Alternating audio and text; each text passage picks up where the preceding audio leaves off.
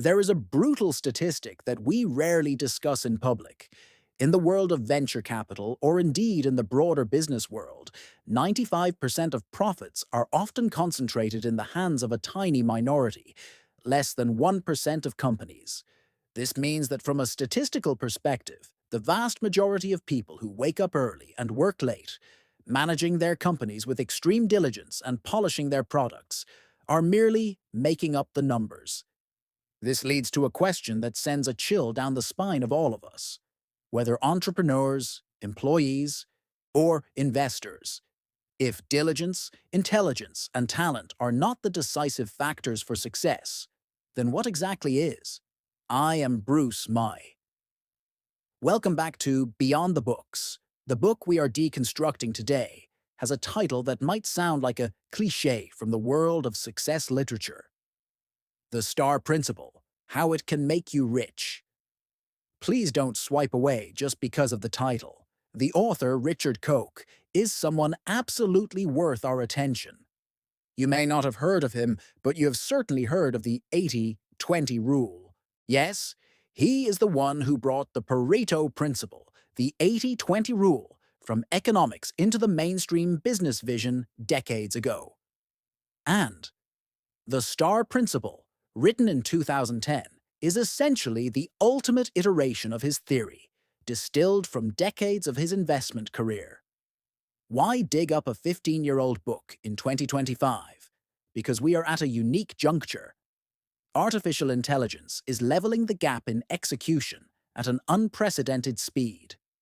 Previously, coding fast, drawing well, or translating accurately was called a core competency. Today, the barrier to entry for these skills is being lowered infinitely. When how to do it becomes increasingly cheap, what to choose to do becomes the only deciding factor. In this book, Koch is essentially saying one thing: choice is greater than effort. But unlike the elders around you who might say this casually, he uses a near-ruthless mathematical logic to tell you what kind of choice qualifies as a star choice in business and life. If, in this AI era, you still cling to the belief that as long as I do the work well enough, I will win, then today's episode might be the necessary wake-up call you need. All right, let's cut straight to the core. The Star Principle. Richard Koch proposes sounds incredibly simple, simple enough to make you suspect it. It's a scam. He argues that for a business or an individual to achieve excess returns, they must simultaneously meet two conditions. Note, they must be met simultaneously. First, the sector you are in must be a high-growth market. Second, you must hold the #1 market share in that sector. This is what is called a star business. This sounds a lot like the famous BCG matrix from the Boston Consulting Group, right? Correct. Koch was an executive at BCG in his early years. However, in this book, he pushes this theory to its extreme. Let's talk about the first condition: high growth. Koch defines high growth as an annual growth rate of at least 10%, preferably 20% or higher. Why is the growth rate so important? Think back to the internet in the early 2000s, or new energy vehicles a few years ago. In a high-growth market, you are being pushed forward. Even if your management is a mess, and even if your product has bugs, as long as the market is expanding crazily, customer demand will push you to the top like a flood. It's like surfing. No matter how good your swimming skills are, if you swim in dead water, you'll only reach the speed of an Olympic champion at the cost of exhaustion. But if you step onto a giant wave, even if you're a clumsy surfer, the momentum of the wave will carry you for kilometers. However, in 2025, I have a slightly different view on the concept of high growth. In the book, Koch discusses growth mostly based on sales volume and scale. But today, in the era of the attention economy and algorithms, I believe the indicators of high growth have changed. It is not just the expansion of market size, but more likely the explosion of cognitive density, or the exponential growth of data accumulation. For example, many vertical AI applications today may not have explosive user numbers, but the depth of user usage and dependency is rising exponentially. This kind of sticky growth might fit the definition of high growth better today than simple user scale growth. Next, let's look at the second condition: market leadership. This is Koch's most counterintuitive and potentially offensive point. He says that if you are not number one in the market, your value is almost negligible. You might refute, "Bruce, can't I make money being second or third?" Koch's data tells us it's very hard, because the number one player usually takes over 70% of the entire market's profits. Behind this, network effects and economies of scale are at play. The leader has the highest pricing power, the lowest marginal cost, and the strongest attraction for talent. This reminds me of the phenomena we've seen in the tech circle in recent years. Whether it's the war of large language models or social media platforms, the head effect is becoming increasingly obvious. The winner takes all, and the losers don't even get the scraps. However, there is a huge pitfall here, and it is the most common misunderstanding for readers of this book. You say, "I want to be number one, but that's too hard. How can I beat Amazon or Taobao in e-commerce? How can I beat TikTok in short video?" This leads to the most brilliant and practical tactic in the book. Redefine the market until you become number one. Koch calls this segmentation. If you can't be number one in the sneaker market, what about running shoes? If that doesn't work, what about trail running shoes? Still no. How about trail running shoes designed specifically for flat feet? Do you see it? When you constantly slice the market until the pool is small enough that you are the only fish, you are naturally the number one. In 2010, Koch called this a niche strategy. But in 2025, this is actually the survival rule of the super individual, or micro niche, that we often talk about. Let me give you a specific example. I have a friend who used to teach general English. In this track, giants like New Oriental and Duolingo had long since blocked the road. According to Koch's theory, this is a low-growth, non-leader business, a dog business, doomed to fail. Later, he understood this logic. He constantly narrowed his positioning. What did he become in the end? Business English coaching, specifically for executives of Chinese medical device companies expanding overseas. Listen to how long that qualifier is. It sounds like an extremely small market, right? But in this tiny niche, he is the absolute number one. Moreover, with the wave of Chinese medical companies going global, this is a typical high-growth market.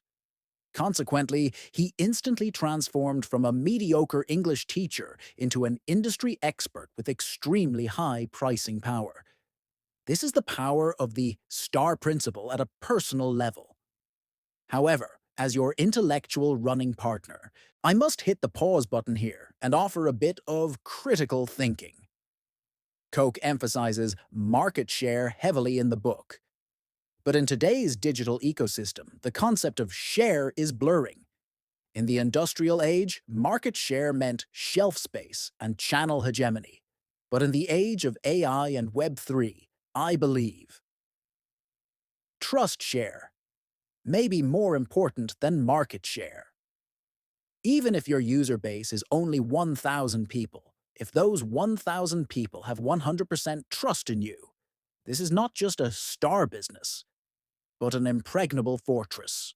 So, when applying the number one strategy, don't just stare at cold sales data, look at being number one in the minds of your target users. Are you the first name that pops into their heads when they need to solve a specific problem? If so, you are a star. Chatting this far, you might feel that this is all about entrepreneurship. Does this star principle apply to most of us office workers or freelancers? It is incredibly useful. You could even say it is the underlying algorithm of career planning. The career misery for most of us often comes from playing a non-core role in a low-growth industry. If the technology in your current industry has stagnated and it is running on inertia, this is what is called a cash cow or dog industry. No matter how well you do there, the ceiling is visible to the naked eye. The advice Koch gives is radical but sincere. If your company is not a star company, or your department is not a star department within the company, then fire your boss. This sounds scary, but in 2025, with skills depreciating so fast, staying in a place without growth is essentially chronic suicide. We must learn to manage ourselves like a company. Your skills are the product. The industry you are in is the market. Ask yourself a question. Is my current skill set placed on a trend that is exploding? For instance, take graphic design.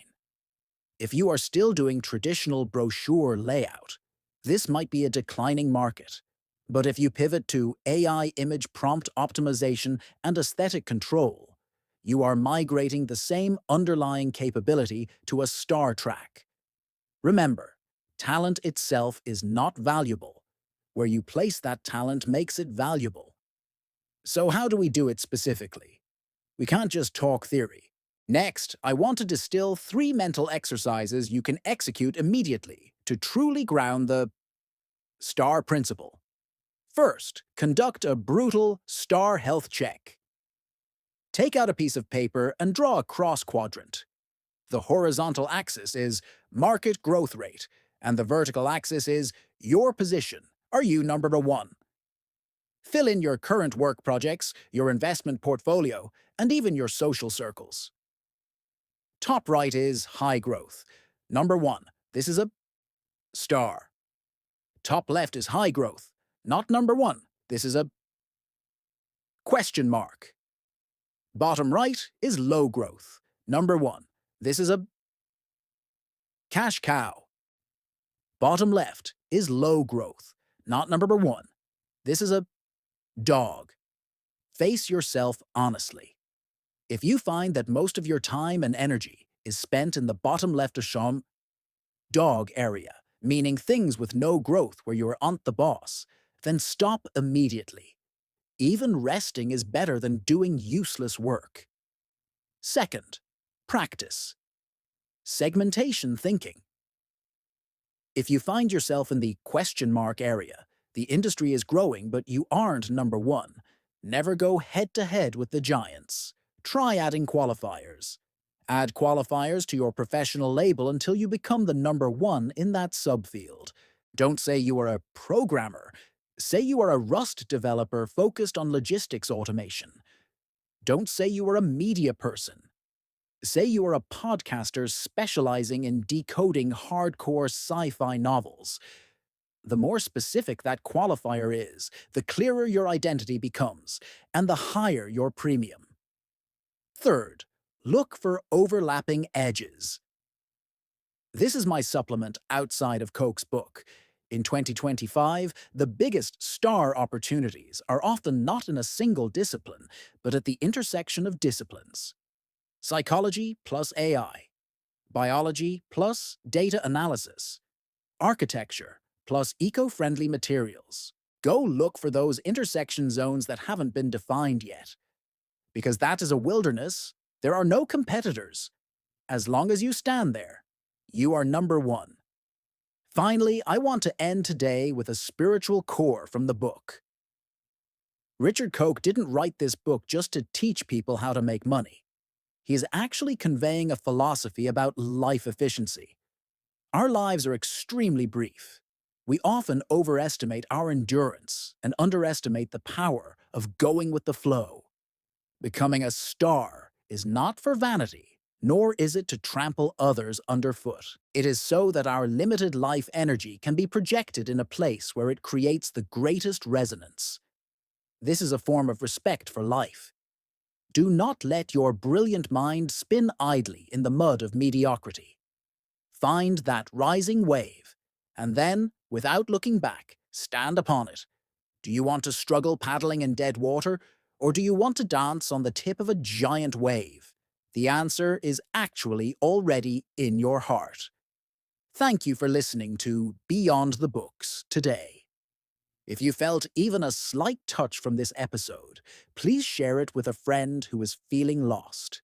In the next episode, we will challenge a book that is a bit harder, exploring how to maintain deep focus in a world full of noise. I am Bruce Mee. See you next time.